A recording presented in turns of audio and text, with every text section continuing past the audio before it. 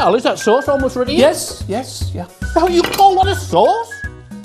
Yes, I do. That's thick enough to be like mortar for laying bricks. I resent that. I'll have you know this is my own special sauce. And what is it called? It's called sauce à la concrète. Yum, yum, yum, yum, yum, yum, yum, yum, yum, yum, yum, yum.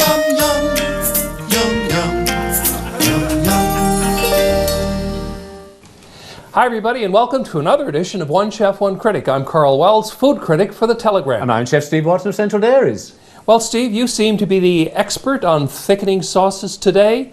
Have at it. What can you tell? Okay, Karl, I will do. What I have is several thickening agents here, and of course everybody here in Newfoundland is the white, and that's what we use for thickening our gravies. Equal parts of water and flour, quick shake like this, and slowly add it to it and whisk it into your sauce or gravy. The other thing that I use a lot of is a roux, and that is equal parts of butter and flour. Melt that on the stove, and I would make my white sauces and things like that for cheese sauce, etc. Another thing that is on the market today, of course, is our velouté, and that I would add at the last minute to bring it to the consistency that you want. So you don't have to add this to anything? You just sprinkle it in and whisk it. Just make sure you're stirring as you Absolutely.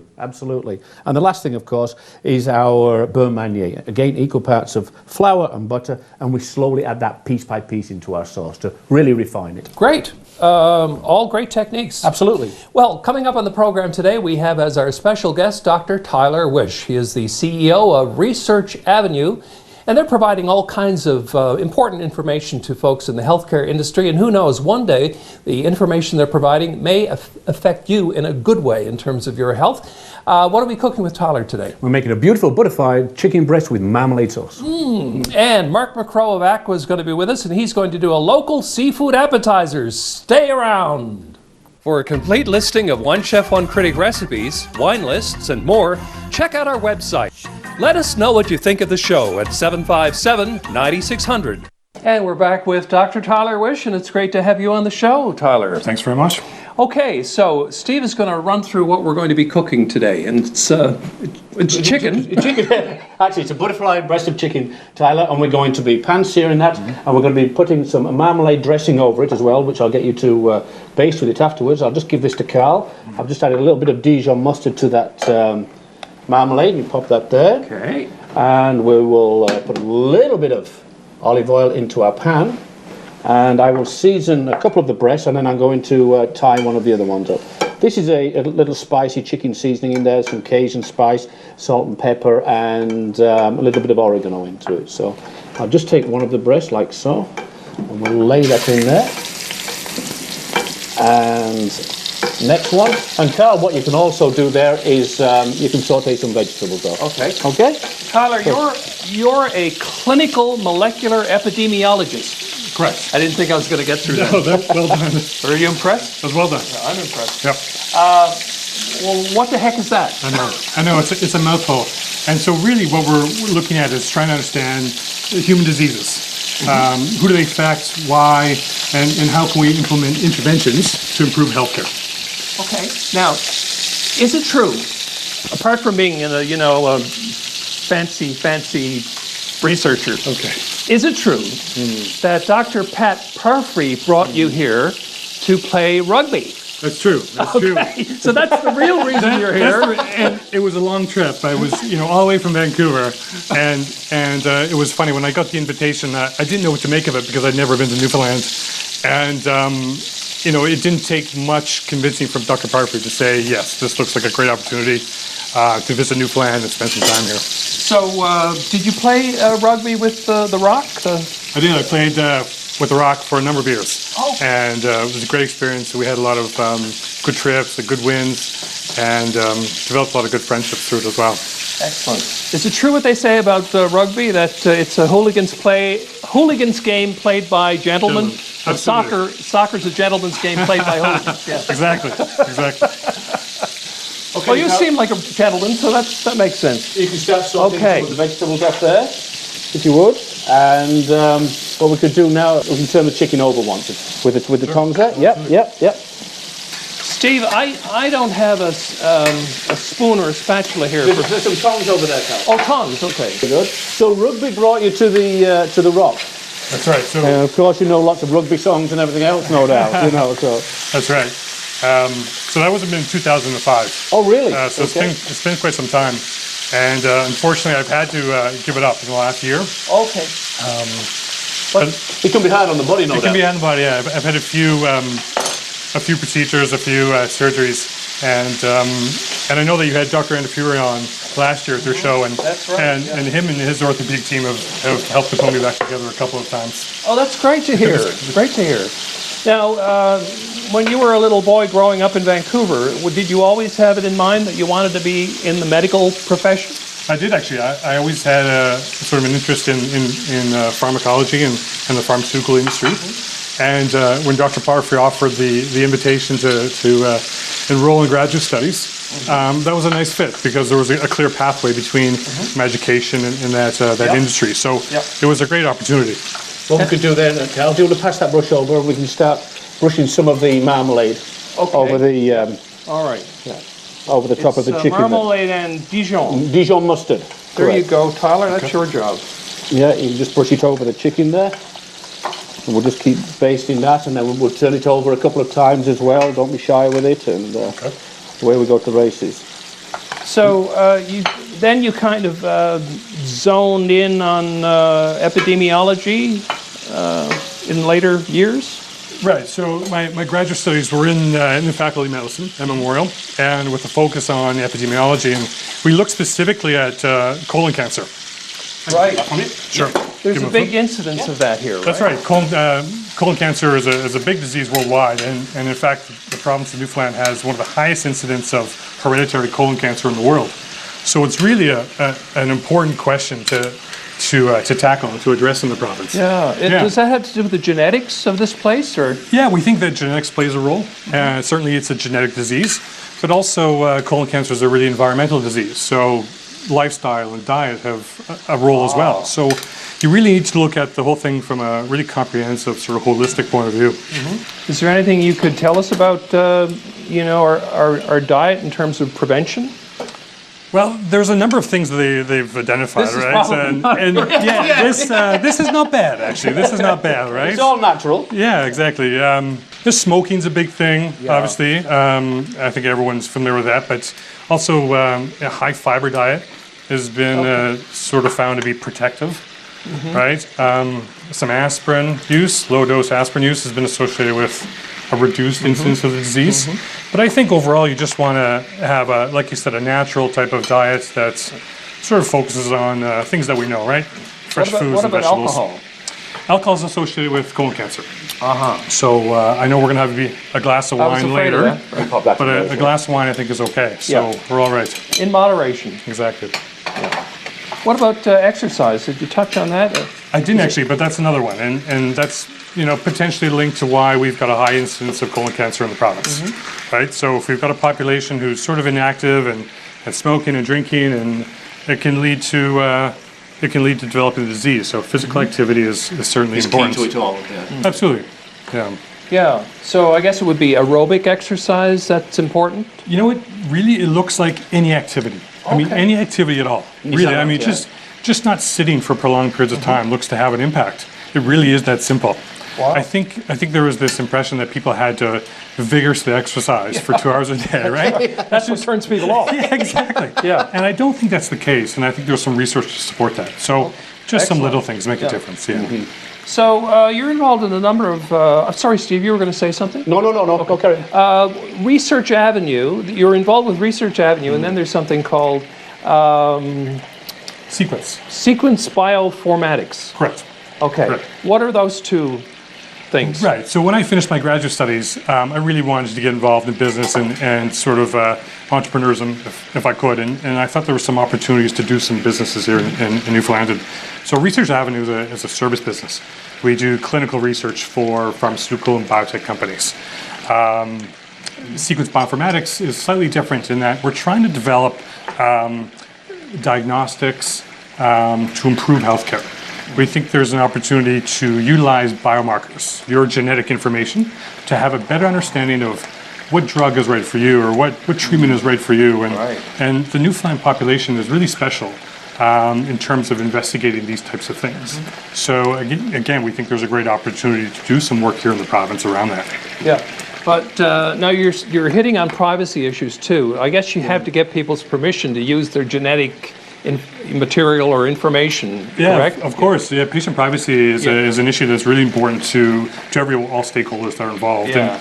And there's a process that's involved in the province in order to do health research. There's oversight and regulation and rules, and they're put in place such that patient privacy is ensured. So we follow that, and we feel comfortable doing it because we really think there's low risk to people. Yeah.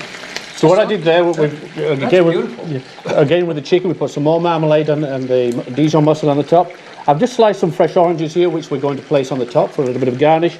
And I've also done a little bit of the pith of the orange as well, which we'll put on, which will really enhance that orange flavour going through the chicken. Okay, we're reaching that penultimate moment, so I'm going to duck out, go to the wine cellar and get a bottle of wine to go with this, okay? Sounds good. Okay, perfect. So do you cook at home at all? Do you do much cooking? We do, yeah. I enjoy it. I don't know if it's going to be quite as good as this, but I like to have a couple of dishes, Absolutely. a couple of dishes, and so I do enjoy it for sure. Do you have any favourite dish that you like to prepare? I enjoy some ethnic food, right? So Thai cuisine is really interesting to me, and so we do a few things like that. Perfect. Yeah. Perfect. Well, Martin, I think Steve Watson's trying to make things difficult for you because he's put together a dish which has chicken, it has Dijon mustard, and a cup of marmalade, orange marmalade. So, my goodness, what kind of wine could possibly go with a dish like that? It's not an easy one to pick wine for, but seeing that there's a lot of fruit flavors in it because of the marmalade, a lot of sweetness, I would choose a red wine. Okay. And I would go with something that has a lot of fruit as well. So my first choice for that reason is the Passion de Bobal. It's from Spain. It's $22 a bottle. And it is 100% Bobal. Very fruit forward, not an awful lot of tannin, but good acidity. So it would be a great choice for this dish. And the Bobal grape is another one of those Spanish grapes? Yes, it's a Spanish grape. There's venture outside the borders of not Spain? as much. There's from what I know, this is actually the only Bobal at the liquor stores. Excellent. Okay. Yeah. The next one is Georges Michel Pinot Noir from Marlborough, New Zealand. It's a Pinot Noir, lighter style, very much in Burgundian style of winemaking. So it would be a lovely choice as well. Good acidity and lighter. Yeah, it's a great choice. I've tasted that wine. Yeah, actually, it's a beautiful very, wine, very nice and it's wine. $30. The Georges Michel. Another one. Yep. The last one is the Herdade dos Graus from Portugal, from the Alentejo region, and this wine is $24. It has a blend of different grapes, good fruit, very modern in style. The winemaker, Luis Duarte, has won Winemaker of the Year twice in a row, so that's a good choice as well. Well, you've just sold me this wine. Yeah? Because, well, first of all, I like the fact that it's from Portugal. I don't drink very many Portuguese wines. Yeah. So this Grausch, it's an award winner. Good enough for me. Yeah, absolutely. No, and it's a lovely Now wine. let's see how you'll make out with that marmalade. Yeah, we'll see.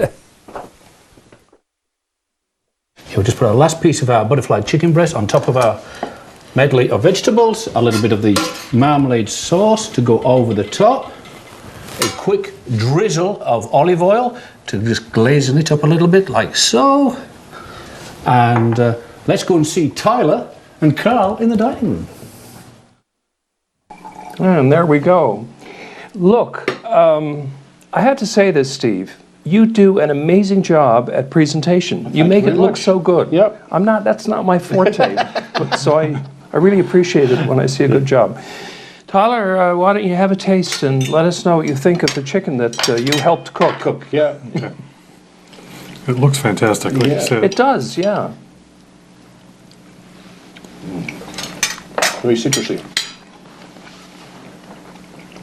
The marmalade. It comes through, doesn't it? Yeah. I like the fact that we left the skin on. Yeah. Yeah, good. A Because little bit that more just flavour. gives that little extra bit of flavor.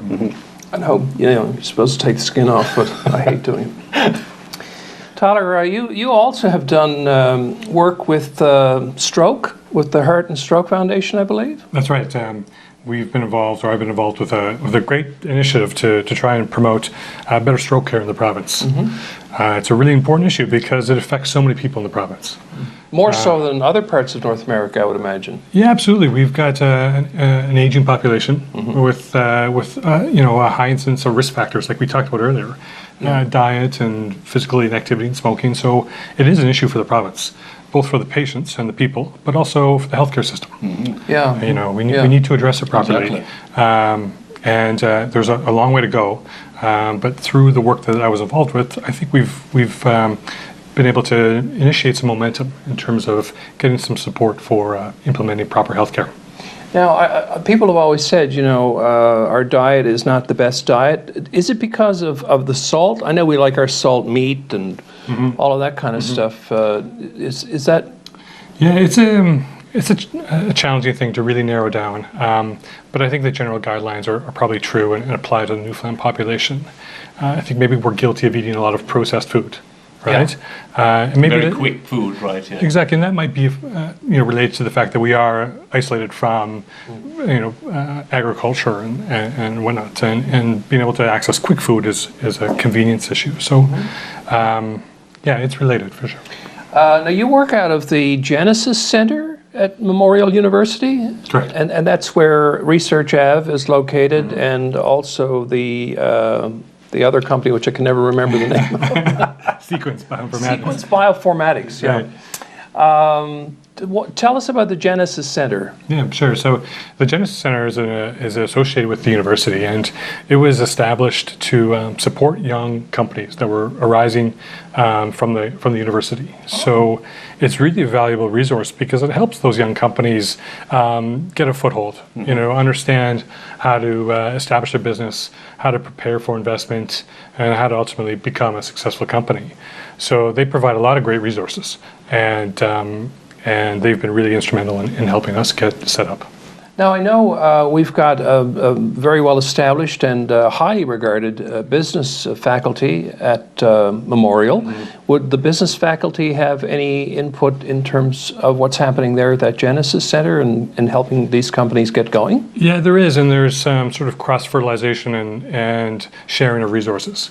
So we sort of get involved with activities that are facilitated through the Harris Center, I believe, and the business school. So I think it's really valuable for when you have people like myself who are scientists and don't really understand the business side of things to have some business expertise point you in the right direction at times.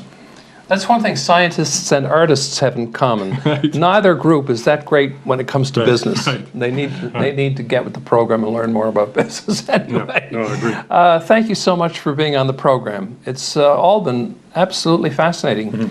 And cheers to you. Cheers. Cheers very much, Tyler. And Research Ave and Bioinformatics. What was it again? Bioinformatics. Bioinformatics. Okay. We will be back with Mark McCrowe after this. Welcome back. Aqua on Water Street is a restaurant known to serve contemporary cuisine with skill and flair. Its chef patron has won a number of awards over the years, all well-deserved, if I may say so. He's also actually the chef of the club as well as Aqua, and we are absolutely delighted to welcome owner, operator, chef Mark McCrowe to the program today. Welcome, Mark. Thanks for having me. What are we cooking? We are cooking a dish that we do at Aqua. It's a scallop and ice shrimp agua chile, which means chili water. So we got a few fresh things here to garnish. We're going to make the chili water in this blender. Okay. Let's get started. All right, perfect. So agua chile, it's similar to a gazpacho. You got fresh cucumber. Okay. So pop a good few of these in there, just lightly peeled into the blender. Yep. And that's the English cucumber, That's English cucumber there. So you don't have to worry about the seeds so much. Exactly, yeah. You actually want to keep the seeds in because it adds the watery texture. Yeah. Okay. So we got a nice big handful of fresh cilantro, about that much, right on in. We got some salt and pepper, of course. Everything needs to be seasoned well. Okay. Freshly cracked pepper. Excellent. We got some sliced red onions. really fresh flavors. Yeah, Kinda, you just buzz it up, put it over some fresh seafood. It's beautiful. Yep, I can see that gazpacho coming through Yeah, there. right? exactly. Just a clove of fresh garlic. Yeah. We got some different chilies here. I'm just gonna half this guy, throw it right in. Okay. This is a little serrano chili. I'll probably throw about 3/4 of him right in. Okay. So those aren't really, really spicy chilies, These are they? ones aren't. I mean, they're Kinda these medium? are about medium, I'd say. Yeah, yeah, We got fresh squeezed lime juice. Really brighten up the flavors. Okay. Put about a full lime in there. Yeah. And now we're just going to blend that, you say? Just a little bit more lime. Well, I can smell the aromatic flavors coming through there now. I tell you. that would make a nice food picture right there. Exactly right. This is just some tomatillo salsa. I'm just going to put a couple of tablespoons of that in. Tomatillo are those green things that look like tomatoes. Exactly, yeah. A dash of cayenne pepper sauce, a pinch of cumin, a little bit of water to help sort of blend Moist it up. yeah. Yeah, you kind of need water in these blenders just to kind of get everything Exactly, yeah. moving. So we'll pop a little bit of extra virgin olive oil in there as well, just to sort of help it out. Yeah. And we're going to put this on for about 5-6 seconds. Okay.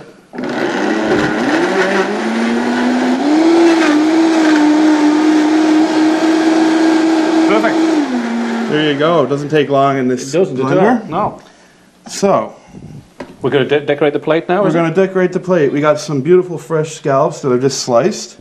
They should be, you know, really fresh, no smell to them at all. So we're just going to pop a few slices of those around. Probably about 5. Nice. We got some beautiful little local ice shrimp here that we're just going to sprinkle a little handful of those around. So that is actually the size shrimp that we catch in Newfoundland. Exactly, yeah. These are That's the size of the Newfoundland shrimp, unlike the Vietnamese suckers that are. yeah. These are just some mussels that I just steamed off with a little bit of white wine and some herbs. Nice. Sprinkle a couple of those around. We've got some freshly sliced avocado. I'll just grab a few pieces. I just sliced these earlier, put a little bit of lemon juice on so they Yeah, don't, preserve it, so they don't So sort of... that gives a nice creamy texture. Exactly, To and then- add to the textures of the seafood. Totally. Yeah. And now once you got that, I'm going to take some of this chili sauce, the chili water that we blended up. Just going to take a couple of spoonfuls of that, just drizzled around. Nice. It's Oh sort- my God, it's thickened up very well, hasn't it? Yeah. As well, you know, that's... It's sort of going to dress everything and also sort of cook the scallops a little bit. Yeah. And then we got a couple of finishing garnishes. We got some fried tortilla strips that I just chopped up and deep fried lightly. Dressed them in a little bit of cumin. We've got a little bit of extra fresh red chili to sort of go with the color. Colour, yeah, yeah. That really jumps out now, doesn't it? Yeah. A couple of just thinly sliced red radishes. A little bit of red onion that I just lightly pickled at the restaurant. We've got a little bit of just snipped chives. You've really layered that up beautifully. A little extra virgin olive oil just to sort of freshen it up. And that is the dish, guys. Okay. Well, and I must say that is a handsome-looking dish. It is indeed, isn't it? Yeah, That's for sure. Beautiful job. Thank you so much, You're welcome. Mark. Can we have a little quick taste? Absolutely, Karl. Yeah, Because that's what you do. that's what I do. Yeah. I'm going to try The scallop there. get a little bit of that agua. Super fresh dish, Lovely. perfect for the summer. Yeah. Excellent. Thanks so much again. No problem. Thanks for having me And here. that's it, folks, for this edition of One chef. One Critic. I resent that. Using fresh butter, some flour, and some milk and things like And that. that's called a beurre manier. Beurre manier. No, beurre manier is another one. That's Oh, a I'm roux. sorry. That's a roux, Karl. A beurre manier is equal parts again of butter and flour, and you knead that together, and you put You that make into like a little ball. roll out of it, and then Pop, yeah. no, you slowly knead it into the sauce. I'm really screwing this up.